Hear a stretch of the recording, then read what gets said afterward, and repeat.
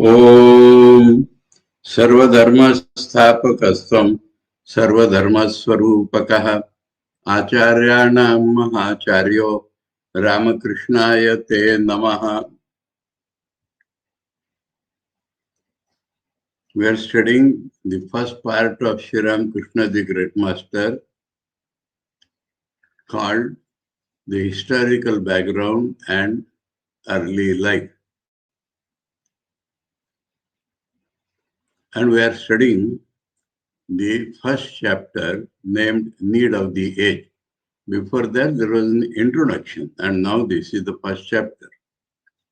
And in the introduction, we had studied the evolution of concept of an avatar, and it ended by telling that when the need comes, then the avatar comes, need of the age. And in the first chapter, that need of the age is being described. And it is telling that the idea of the human progress is galloping very fast, and man does not want to have any limit for that progress. And this has started from the West, and we call it the scientific development. And this science was in infancy, helpless, seeking help from others, but then it had the vigor of the youth, and now it is capable of doing anything. And then this science caused expansion of life.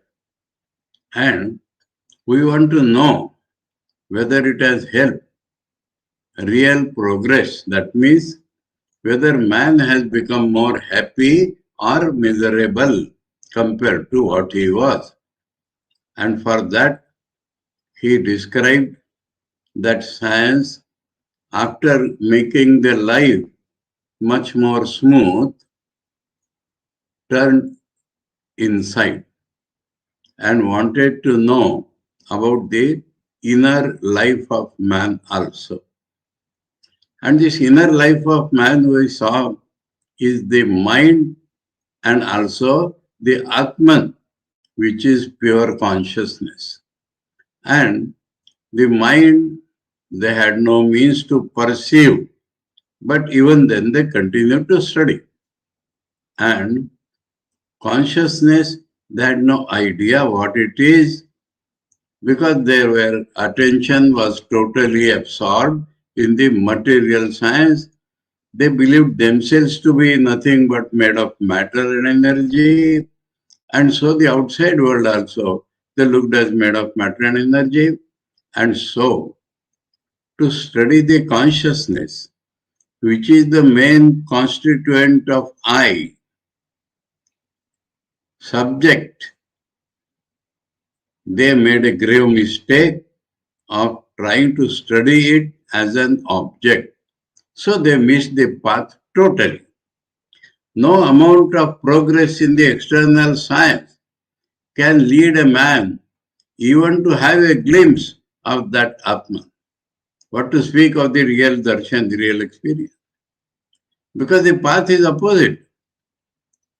And this selfishness produced by science, body consciousness, selfishness, self-centeredness, collective selfishness called patriotism, destroying other nations, looting them is one side.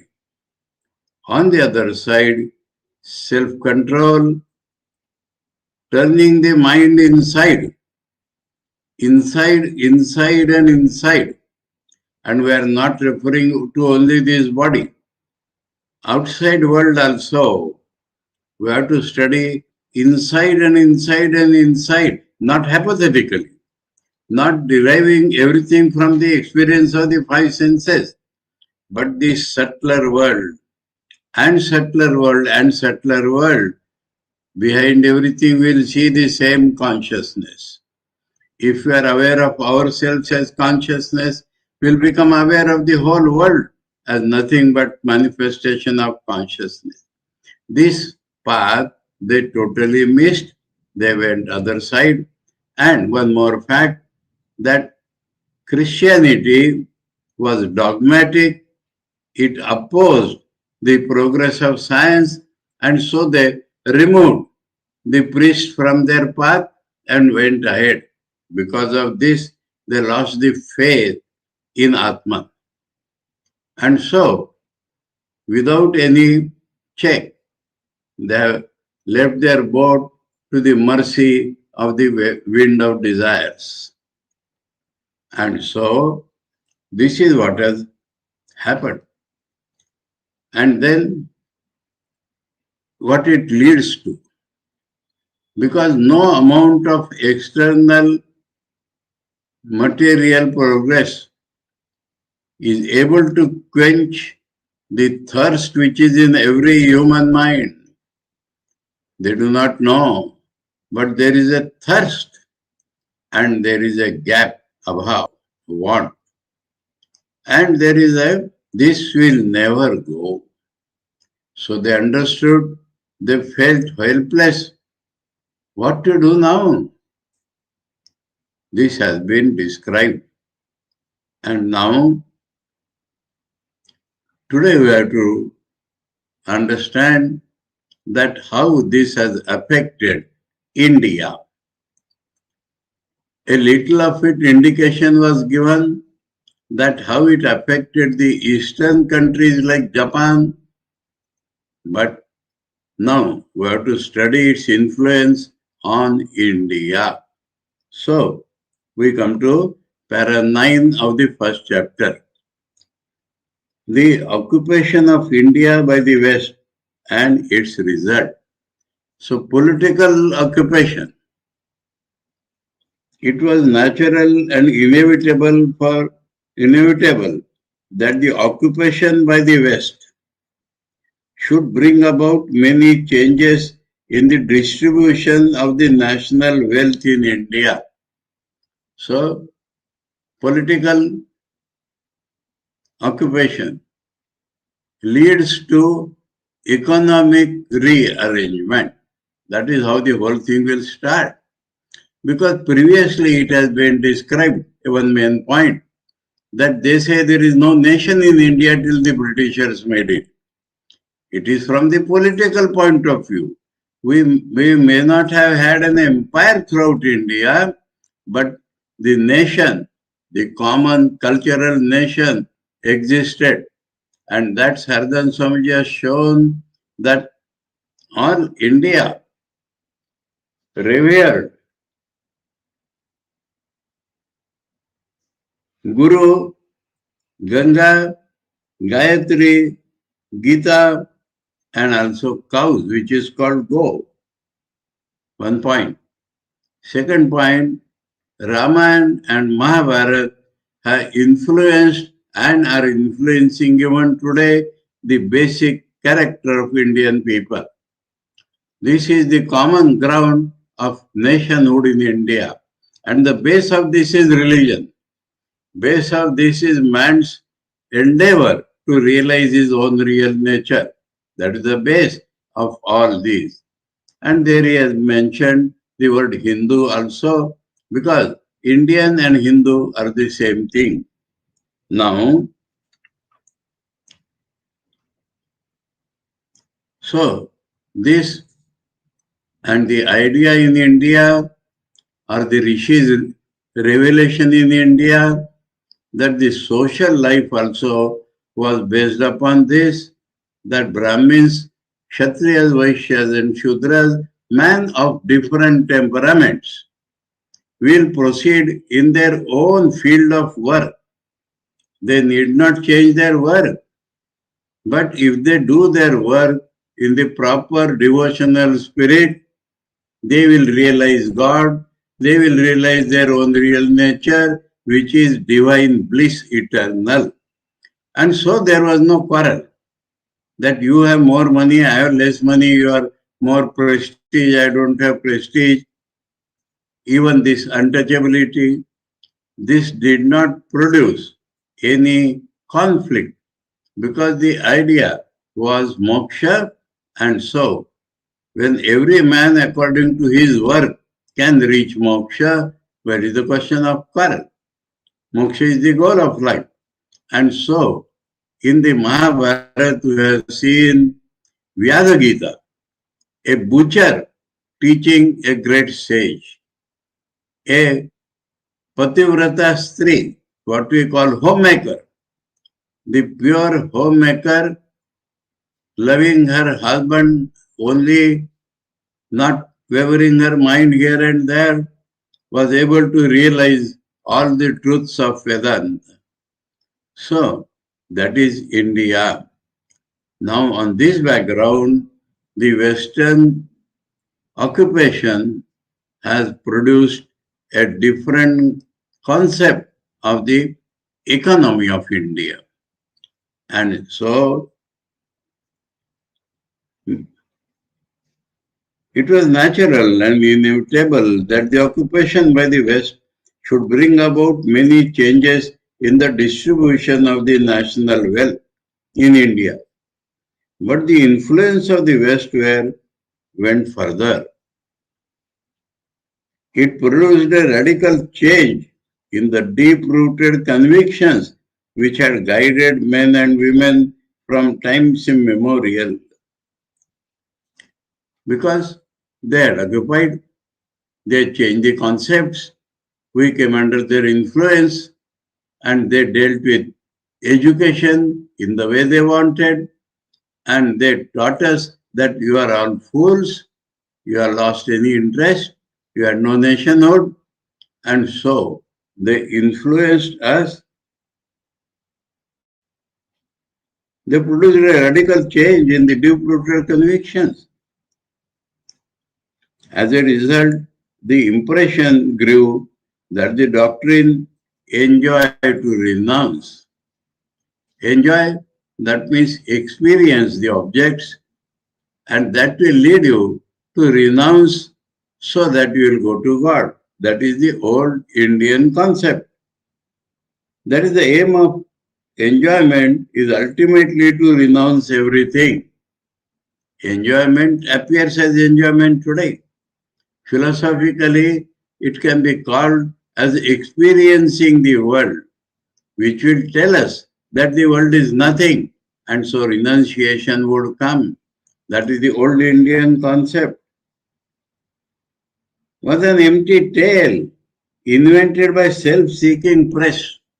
Because the priests had opposed their progress in the West, they assume the same thing is happening in India. And they said these priests have invented, even today, because of that influence, there are many people who say, burn the Vedas, burn the Manusmriti.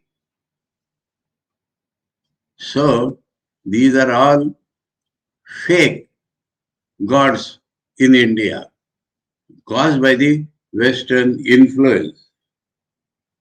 Was an empty tale invented by self-seeking priests that the idea of survival after death, which is basic in India, the West could not conceive it at all because the matter cannot exist. And this survival of the race or nation could never satisfy a man's hankering for eternal life himself. In India, it was there, but they said that the idea of survival after death was but a poet's fancy, and that No rule could be more unjust and unreasonable than that a man should be condemned to remain all his life in the stratum of society where he was born. In India, we never wanted to change our caste because the caste work leads to God and that is our aim. But the Western idea influenced us totally. Coming more and more under the spell of the West, attractive. There is an old story. In the Mahabharata,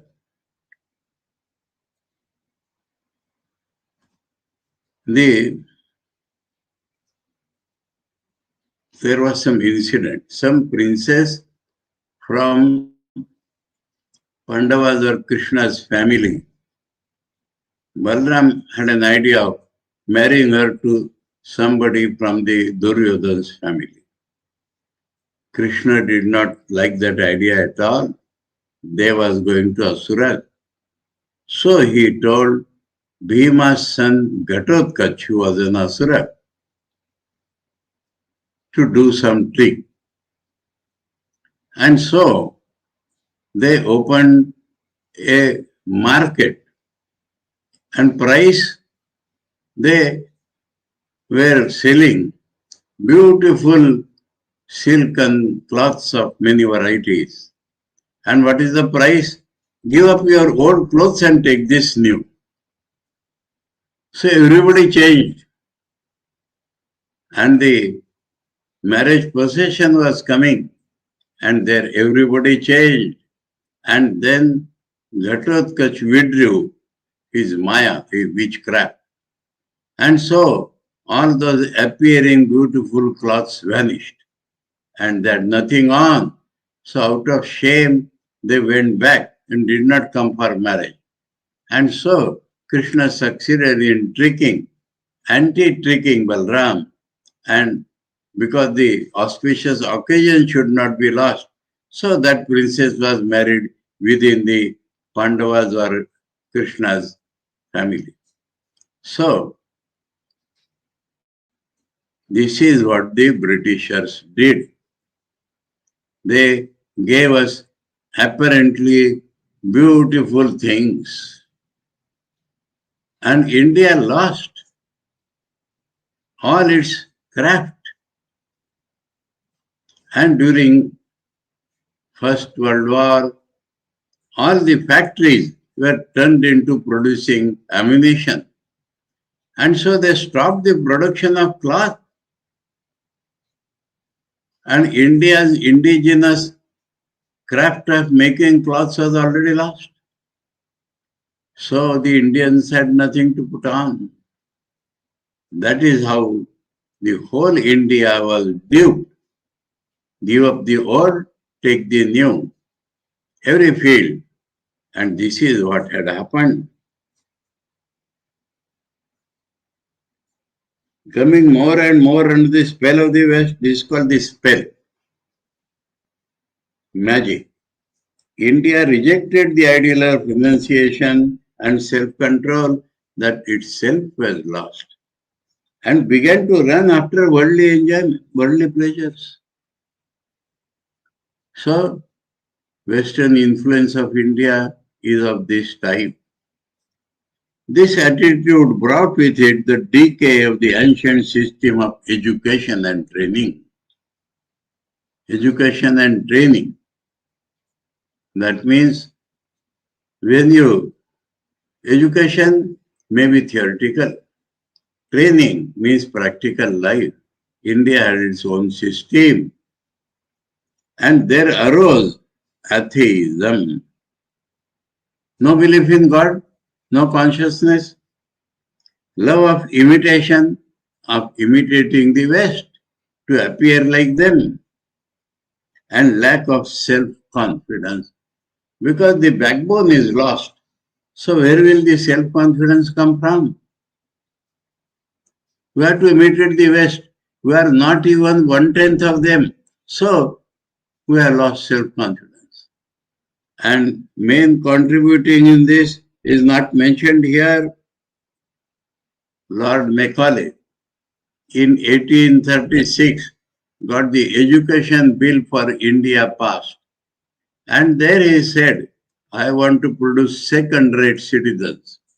The Indians should lose all the faith in their system, all the faith in their culture and spirituality, and think themselves to be imitating the West.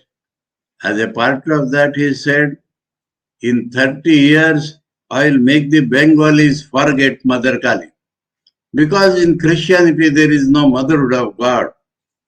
But we are seeing now, almost 200 years, and Bengalis are not forgotten Kali. But it destroyed the faith in India. Now, Sri Ramakrishna was born in 1836, and so that faith was not lost, is a future thing which will come here. Under these circumstances, the God had to reincarnate.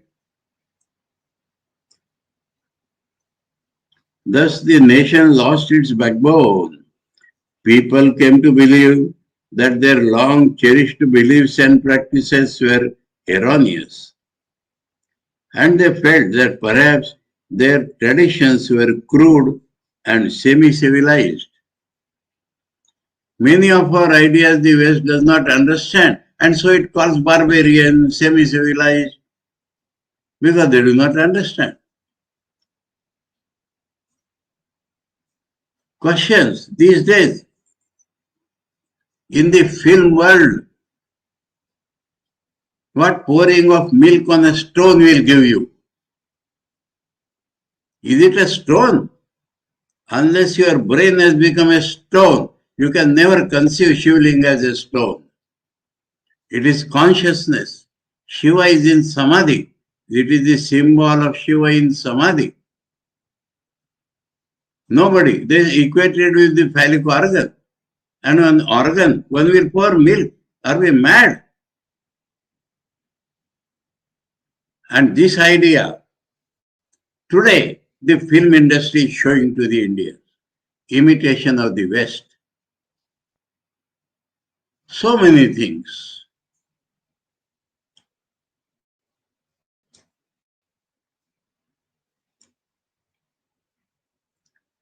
Their traditions were crude and semi-civilized. Their brain is semi-civilized, that is why they are thinking of Indian like this. In America, there was for a long time, even somewhere it may be, dot busters. That means women decorate by putting some spot here. And that is a tradition. It represents so many things. But because they do not do it, catching any Indian woman, they would rub out that. So, and we were subjugated in every field.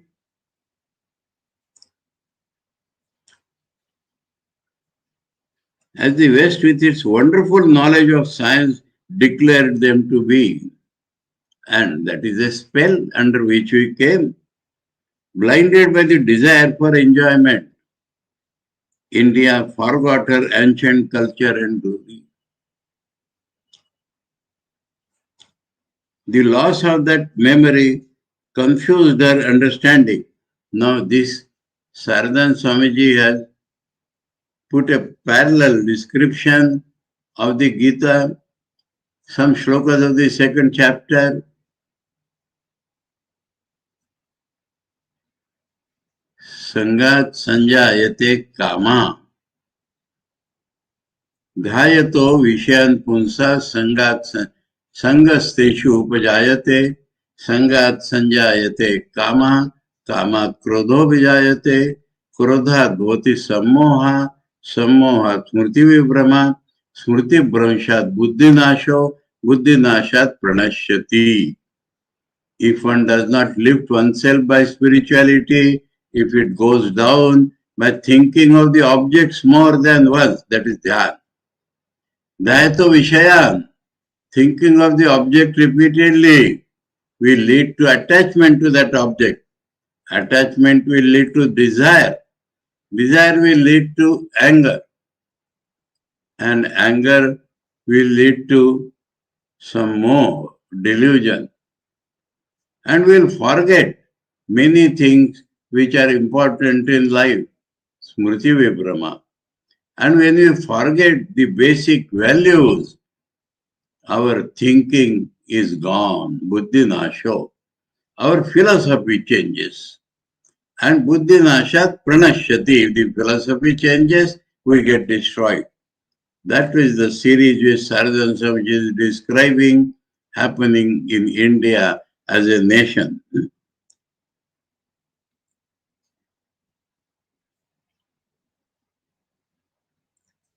Blinded by the desire for enjoyment, India forgot her ancient culture and glory, Smriti Vibrama.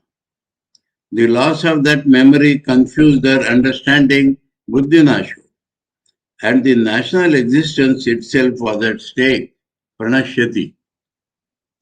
Finding that even for worldly enjoyment, she had to depend on others, India was overcome with a sense of frustration. Having thus lost the way both to enjoyment and to liberation. Main goal was liberation, that is lost philosophically, and enjoyment, we have never developed that. So we became underdeveloped country. And we had to depend upon the West for that. That is frustration. Having thus lost the way both to enjoyment and to liberation, and yet being bent on imitating others, the nation was now buffeted by waves of desires, like a boat drifting without a helmsman. So, influence of West on India due to this spell has come to this level. The attempt to revitalize India in imitation of the West and its results. Then people wanted to revitalize of India. And they thought, because the West is progressing, let us follow their ways to revitalize India. And that broke the very backbone. There arose a clamor on all sides that there never had been a national life in India. Because political national life was not there, so they said there is no nation. That although, thanks to the West, there was at last, some sign of national life, some sign of it, there were still many obstacles to its full growth. Deep-rooted religious beliefs were said to have smothered it. Because it happened in the West, so it has happened in India. Deep-rooted spiritual religious beliefs were said to have smothered it. Idolatry, that is the word invented by the Islam and the West. India had no idolatry. India worshipped Chetan in everything. But because we lost the touch with that Chetan, this is what we thought. We ourselves thought like that. Because the West, under its spell, told us. Idolatry, the worship of innumerable gods and goddesses. Innumerable gods and goddesses through images. Our rishis were seeing those gods and goddesses. Now we neither see and doing through images, so we said this is idolatry. Was also blamed for keeping it submerged so long, that attempt to imitate the West. Away with idolatry, people shouted. Root it out, only then will the men and women of the country have new life instilled into them. And we became so much influenced that the Arya Samaj, the Brahma Samaj and the Prarthana Samaj followed that, keeping some idea of the Hindus. We are not idolaters like that. Christianity began to be preached. because the religion of the conquerors. And in imitation of it, the idea of monotheism, very important fact. Because a man cannot go above a certain limit, some of the men, they cannot understand that there is something above, and they say ours is the highest, and that is monotheism, Eka Ishwaravad. In India, Vedanta starts from Eka Ishwaravad and then takes man higher and higher. Dualism, specified non-dualism, and ends in non-dualism. It is called monism, not monotheism. Monotheism means believe in one God. Monism means believing in oneness of the world, because that was not conceived. So, monotheism is being preached. Christian idea. And in imitation of it, the idea of monotheism. Prostrate India, prostrate, fallen flat to salute somebody, was made to listen to lectures delivered in public meetings held in the Western manner on politics, sociology, the freedom of women, and widow marriage. Now the widow marriage touches only a few of the higher caste, but that became the main thing.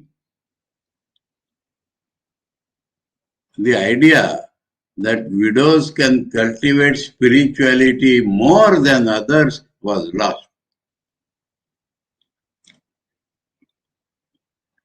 But the feeling of frustration and despair, instead of lessening, grew stronger, because that is not the solution. The railway, the telegraph, and other products of Western civilization came into use. So life is becoming smoother from outside. But these did not mend matters, the cry of the heart. Because all such innovations could neither touch nor stimulate the ideals on which the life of the land depended. Not stimulate, nor touch. So it is nowhere. Since the proper remedy was not applied, the disease could not be cured. How could India, whose soul was religion, be brought to life if a religion was not resuscitated? That is the solution. The influence of the West had brought about its fall. Would it not be futile then to look to the atheistic West for the resurrection? Atheistic West, not believing in God, believing in human progress, human effort, being itself imperfect, how could the West make another part of the world perfect? Impossibility has been shown by Saradananda Swami.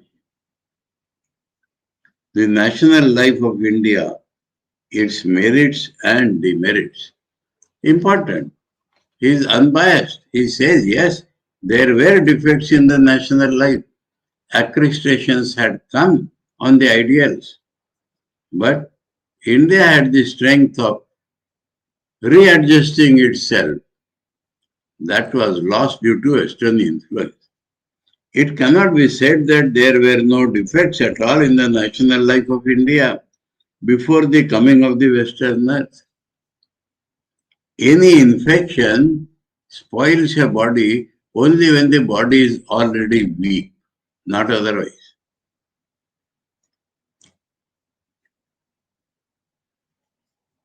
This one or two examples were coming to my mind, very personal nature. Now, in 1957, there was flu epidemic. One person closely known to me in Mumbai, every day there would be announcements, don't do this, don't do this, don't do this. And he did everything, and he did not have influence because his body was strong. The second example, I'm not quoting myself only. Most of the people became afraid, got tested for corona, became overconscious, and all those who were overconscious have suffered by corona. But there are people like me, I never underwent any test of corona. Anyway, I am not egoistically blaming it. But that is all false.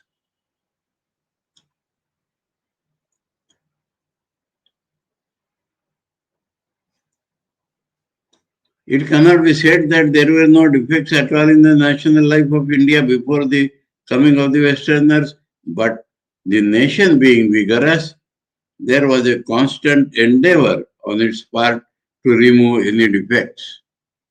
Constant, that means defects are coming, their endeavor also is there. Swami Vivekananda shown, Shankara, Ramanuja, Kabir and everybody was the required reformer who is invigorating India on its ideals. And the culmination of this effort we find in Sri Ramakrishna.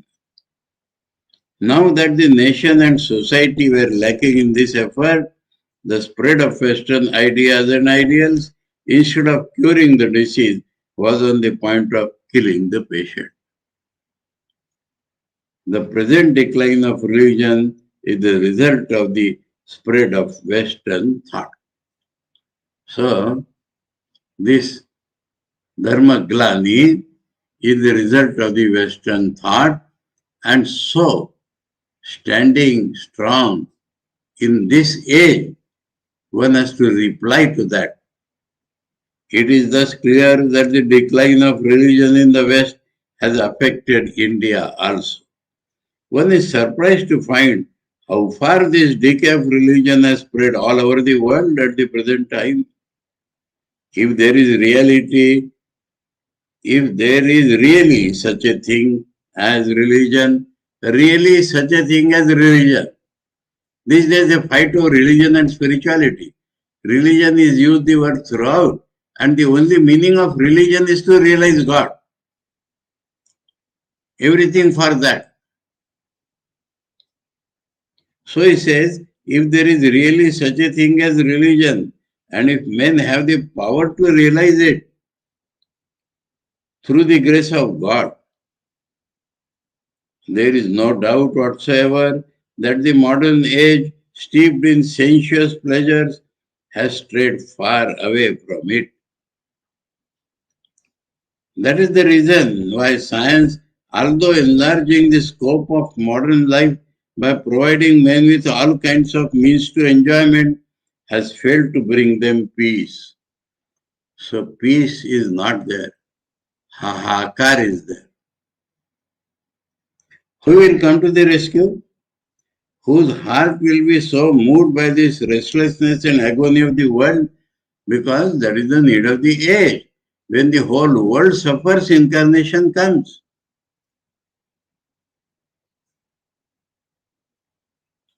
As to make him ignore all sense pleasures and so he will stand, ignoring all sense pleasures, and discover a new mode of religion suited to the age.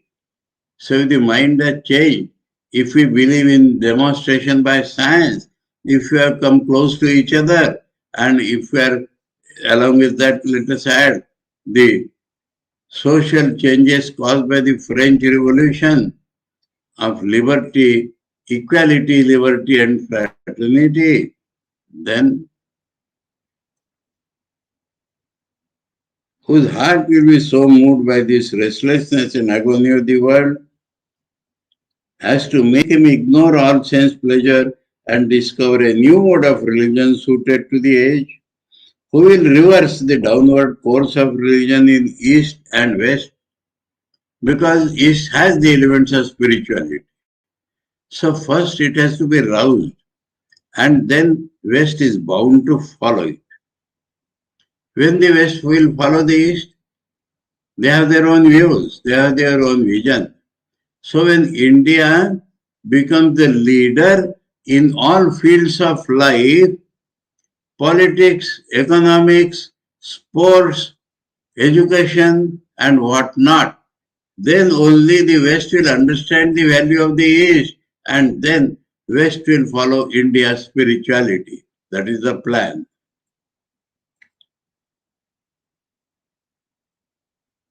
Who will reverse the downward course of religion in East and West, and once again teach men to follow the path to peace? The Divine Lord has promised in the Gita that through his Maya, he will assume a human body. Through his Maya means without actually becoming a man, he appears to be like a man.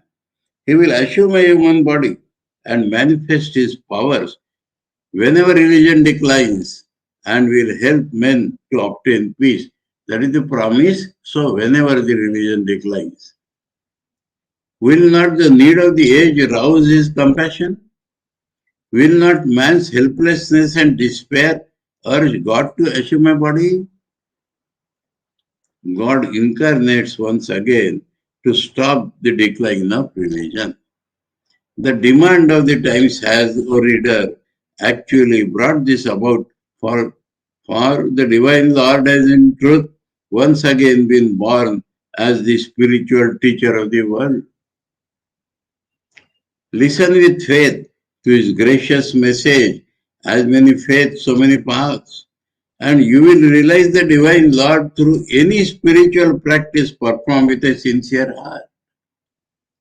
That is how he has opened the path to God to every man in this world.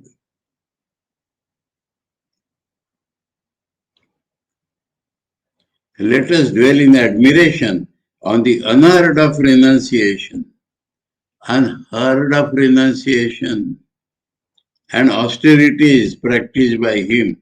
Unheard of renunciation and practice. Renunciation and austerities, unheard of. Practiced by him in order to bring back that transcendent knowledge to the world beyond the senses. The reality is beyond the senses. That knowledge of that reality has to be brought down to our level so that we can understand it and rise. Come, let us discuss and meditate on that holy life, free from the slightest taint of lust, and thus purify ourselves. That life is free from the taint of lust, absolutely free. Swami Vivekananda said, the West has given a challenge with how much one can accumulate.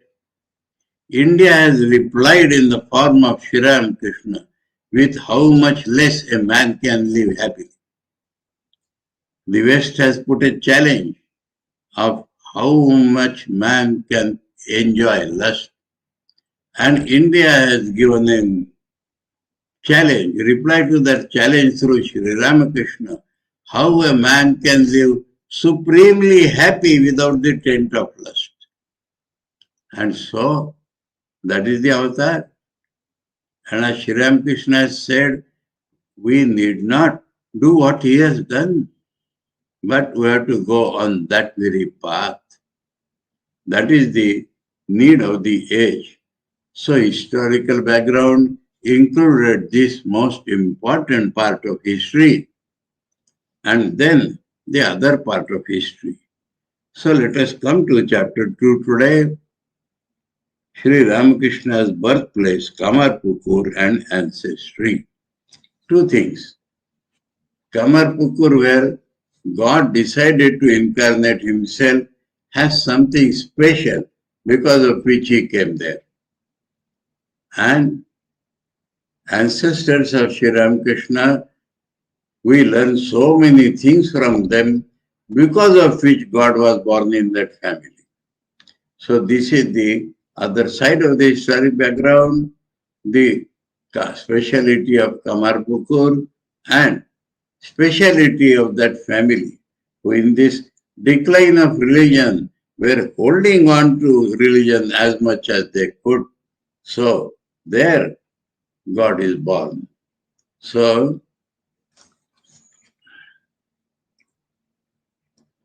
why an incarnation is born in a poor family? I think though we read the heading, but we come to a very new topic, and so let us take it on Thursday now. Though a lot of time is available, and we have discussed the connection and the heading of the new chapter and its meaning. Let us take the details tomorrow being Wednesday. Let us take these details from Thursday. Om Sarvadharma Sthapakasvam Sarvadharma Swarupakah Acharyanam Mahacharyo Ramakrishnaya Te Namaha. Om Shanti Shanti Shanti. Hari Om Tat Sat. Sri Ramakrishna Arpanamastu.